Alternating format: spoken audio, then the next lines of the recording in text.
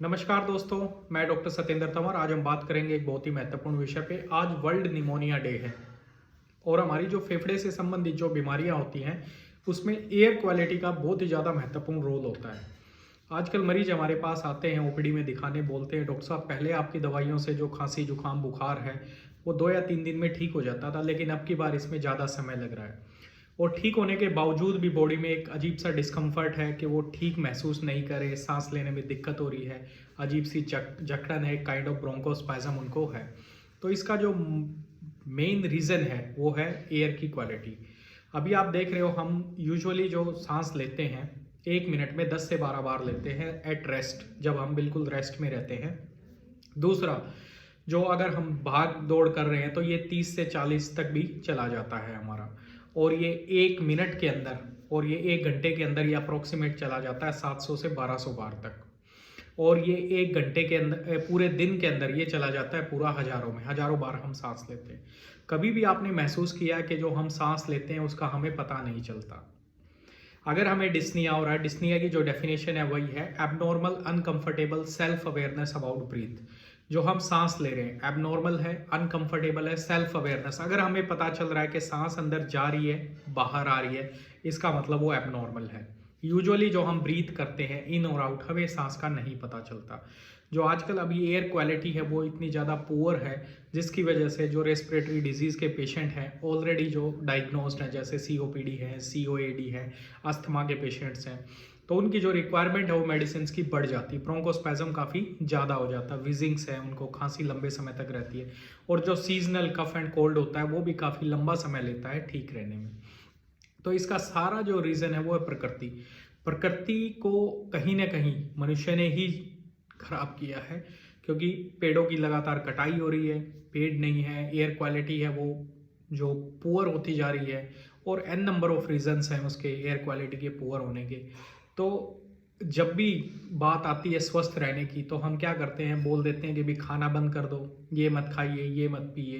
तो आदमी उसको कंट्रोल कर सकता है भाई, खाने की कुछ चीज़ें, अगर उसको शुगर है तो खाने की कुछ चीज़ें बंद कर देगा, उसको बीपी है तो नमक कम कर देगा, या फिर कोई तली चिकनी चीज़ें हैं कोलेस्ट्रॉल बढ़ाने वाली वो चीज़ें बंद कर देगा। लेकिन सांस के मरीज़ के लिए क्या करेंगे? सांस के मरीज़ को तो सांस लेनी ही पड़ेगी, इवन नॉर्मल इंडिविजुअल को भी सांस लेनी पड़ेगी। उसके लिए क्या करेंगे?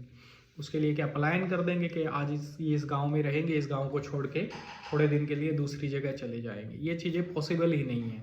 तो इसका मतलब डिजीज़ का जो है वो आउटब्रेक हो गया है हर जगह पे। ये आउटब्रेक ही है एक तरह से। आप देख रहे हो कई शहरों में एयर क्वालिटी वो काफ़ी कम हो गई है। तो इस वर्ल्ड निमोनिया डे पे मैं एक संदेश देना चाहूँगा कि स्वस्थ रहने के लिए आजकल सारी चीज़ें जो है वो कॉम्प्रोमाइज़ हो गई हैं। लोग बोलते हैं व्यायाम करो, एक्सरसाइज करो। इस हवा में व्यायाम एक्सरसाइज करके भी हमें जो डिस्कम्फर्ट ही मिलने वाला है, हम अपने आप को स्वस्थ नहीं रख सकते हैं। यहाँ पर भी खाने की चीज़ों को हम कंट्रोल कर सकते, पीने की चीज़ों को कंट्रोल कर सकते। एयर क्वालिटी खाने की, ठीक है, आपने हरी सब्जियां अपने गार्डन में उगा ली, आप हेल्थ कॉन्शियस हैं बहुत ज़्यादा, दूध आप पर्टिकुलर जगह से ला रहे हैं, मार्केट का नहीं ला रहे हैं। पीने की चीज़ें, फ्रूट्स हैं, आप कुछ पर्टिकुलर ऐसे ला रहे हैं जिनमें कोई केमिकल का यूज़ नहीं किया जाता है। लेकिन एयर क्वालिटी, एयर कहाँ से हम पैदा करेंगे? तो ये एक तरह से प्रकृति है जो कहीं ना कहीं मानव की वजह से ही और मनुष्यों की वजह से ही कहीं ना कहीं इस पर आघात पहुंचा है और डैमेज हुई है, जिसकी वजह से ये परिणाम जो है ये सामने आ रहे हैं। और अगर यही एयर क्वालिटी हमें मिलती रही तो इतनी बार हम सांस ले रहे हैं, जो अप्रोक्सीमेट हम 25 से 30 हज़ार बार पूरे 24 घंटे में हम जो सांस ले रहे हैं उसके अंदर जो हम डस्ट अंदर जा रहा है, तो लंग्स की जो क्वालिटी है वो काफ़ी कमज़ोर हो जाएगी, उनकी जो कैपेसिटी है वो कमज़ोर हो जाएगी, और कहीं ना कहीं जो ऑलरेडी कॉम्प्रोमाइज्ड पेशेंट हैं उनको भी इसका बहुत ज़्यादा नुकसान रहेगा। तो पॉसिबल हो सके अपने शरीर का ध्यान रखिए, खाने पीने की चीज़ों का, एयर क्वालिटी का इसका कोई सॉल्यूशन है ही नहीं, कर ही नहीं सकते इसका सॉल्यूशन। फिर भी धूल मिट्टी की जगह पे आप जाते हैं या फिर मार्केट में जाते हैं तो हल्का सा मास्क यूज़ कर सकते हैं आप। दवाइयाँ जो आप ले रहे हैं वो नियमित तौर पे लीजिए। जो ऑलरेडी डायग्नोज पेशेंट है, दवाइयों को डिसकंटिन्यू ना करें, दवाइयाँ अपनी लेते रहें। और जब आपको लगे कि पोल्यूशन कम है तो उसी जगह पे आप थोड़ा सा एक्सरसाइज कर सकते हैं जब हल्की सी धूप निकली हो। ठंड में बिल्कुल अवॉइड करें, क्योंकि ठंडी हवा एक बार जब अंदर जाती है तो वो एकदम से ब्रोंकोस्पैज्म करती है, जो पेशेंट्स ऑलरेडी कॉम्प्रोमाइज होते हैं या फिर हाई रिस्क के होते हैं। तो stay healthy, stay better, Keep yourself, your friends and your family healthy. Thank you very much.